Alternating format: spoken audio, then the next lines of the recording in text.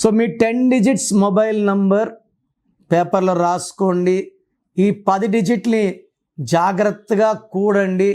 ఈ 10 డిజిట్స్ కూడితే 51వ నంబర్ వస్తే, చాలామంది అంటే మేము 6న పుట్టామండి, మా మొబైల్ నంబర్ 51, 51 అన్న 6, నేను పుట్టింది కూడా 6, అదృష్టం అనుకుంటున్నారు. ఈ మొబైల్ నంబర్లో 10 డిజిట్స్ ఉంటాయి. 10 అంటే 1, 51 అంటే 6, 1కి 6కి పడదు. సో 1 6 పడకపోవడం వల్ల కోపం ఎక్కువవుతుంది, ఇంకా మనస్పర్ధలు వస్తాయి, వ్యాపారం లాస్ వస్తుంది, ఫోన్పే గూగుల్ పే డబ్బులు నిలబడవు.